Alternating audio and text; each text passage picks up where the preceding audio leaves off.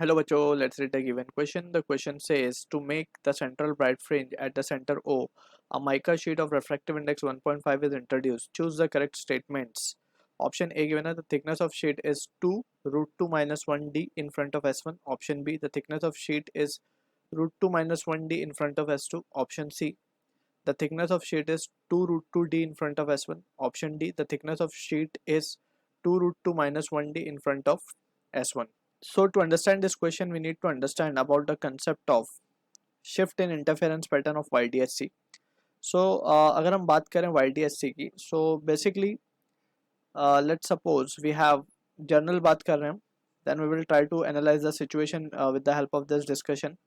तो यहाँ पे हमारे पास दो slits हैं, S1, S2 from which the light waves will travel up to the screen and interfere. let's say कोई point P पे जाके interfere करती हैं, ठीक है, and this is a center point O मान लेते हैं इसको, ये पॉइंट पी है एट अ डिस्टेंस वाई, ठीक है। अब यहाँ पे हमें एक चीज समझनी होगी, this is capital D the distance between screen and slit and this is small D distance between two slits. अगर हम बात करें एक तो पॉइंट पी की और लेट से कुछ वेव ट्रेवल कर रही है पॉइंट ओ तक, तो अगर पॉइंट ओ की बात करें सो पॉइंट ओ एक सेंट्रल ब्राइट पॉइंट क्रिएट करेगा फॉर दिस पर्टिकुलर केस, क्योंकि S1 और S2 यानी कि अगर हम बात करें S2O minus of S1O will be equals to zero, so this means path difference zero है, that means it will be a constructive interference and this will be creating a central bright point, ठीक है। अब यहाँ पे actually में क्या हो रहा है, what we are discussing is के अगर हम लेट्स सपोज ये फर्स्ट केस को हम डिलीट ही कर देते हैं क्योंकि हमारा एक्चुअल केस भी इससे मैच कर रहा है। सो अगर हम यहाँ पे एक माइका शीट रख देते हैं जिसका रिफ्रैक्टिव इंडेक्स है म्यू, थिकनेस है टी, तो ये जो पॉइंट ओ यहाँ पे बना है ना, ये शिफ्ट हो जाएगा कहीं, क्योंकि पाथ डिफरेंस में अब वेरिएशन आ जाएंगे, ठीक है। So we need to understand कि जो S1 से O का पाथ है उसमें एक्चुअल में कुछ ऐड हो जाएगा, वो कितना ऐड होगा, वो होगा mu minus one into T का ऐड अप हो जाएगा, किसके पाथ में, S1 O के पाथ में, ठीक है ना, जिसको हम कहते हैं ऑप्टिकल पाथ, ठीक। तो this thing we have already studied, right. So यहाँ पे बेसिकली अगर हम इसको समझना चाहें तो इसको हम समझ सकते हैं, पाथ डिफरेंस हम कैसे निकालेंगे। S2O का तो ऐसे ही रहेगा, वो तो क्लियर कट पाथ है, माइनस S1O की अगर हम बात करें सो S1O में वो एयर में कितना चल रही है, क्योंकि apart from this mica sheet हम मान रहे हैं कि जो मीडियम है वो एयर है, ठीक है। तो उसमें कितना लिखा जाएगा, S1O माइनस ऑफ टी, पहले तो इतना वो एयर में चलेगी, अब वो इस मीडियम के अंदर कितना चलेगी ऑफ रिफ्रैक्टिव इंडेक्स म्यू, वो चलेगी म्यू टी, जिसे हम कहते हैं ऑप्टिकल पाथ। ये जो पाथ है ना, ये जो हमने लिखा है इसे हम कहते हैं optical path. Optical path basically वो पाथ है जितना टाइम उस लाइट रे ने या वेव ने इस थिकनेस में चला है उतना ही टाइम अगर हम उसको एयर में चलाते तो वो कितना चलती, that is the optical path या इक्वलेंट एयर पाथ भी हम उसे कह सकते हैं।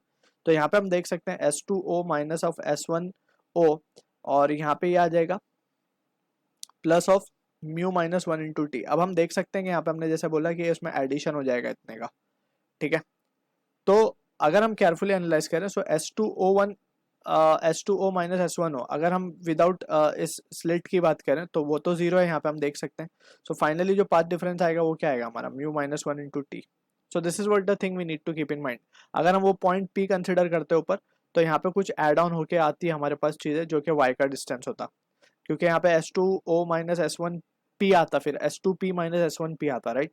लेकिन अभी फिलहाल हम सेंटर पॉइंट की बात करें तो S2O माइनस S1O जो कि होगा जीरो and this will be the case. तो इसी कंसेप्ट को यूज करेंगे, we will try to analyze the given situation.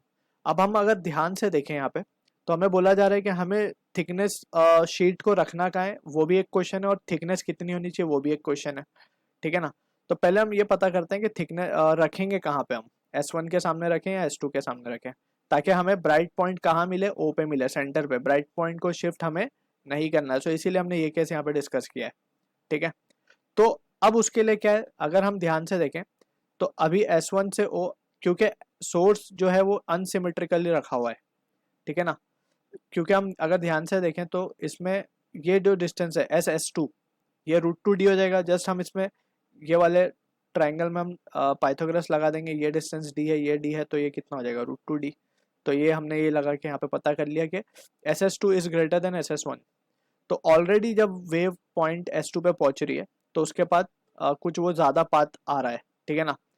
तो अगर हमें पता है कि S1O को इक्वल होना है S2O के for getting the bright point at O, ठीक है, तो उसके लिए हमें दोनों के पाथ को इक्वल करना पड़ेगा। तो ऑलरेडी जब SS2 ज़्यादा चल के आ रही है तो हम उसके आगे रख देंगे वो, तो उसमें additional of mu minus 1t हो जाएगा, तो ये तो गड़बड़ हो जाएगी, उसका पाथ और एक्स्ट्रा बढ़ जाएगा। तो हम क्या करेंगे, हम उसको वहाँ ना रख के यहाँ रखेंगे। सो आई होप ये चीज़ तो समझ में आ गई होगी। इसका थिकनेस है टी और मान लेते हैं कि रिफ्रैक्टिव इंडेक्स है म्यू। तो अब SS11 में पाथ में हम थोड़ा सा एडिशनल पाथ बढ़ा रहे हैं, उसका mu minus 1 into t times. Simple हो गया है, ठीक है। तो यहाँ पे अब we can see from this situation, ये रूट टू की बात अगर हम करें, so we can write, so simply अब हम क्या कर सकते हैं, what we can do is we can say कि जो पाथ डिफरेंस पहले आया होगा यानी कि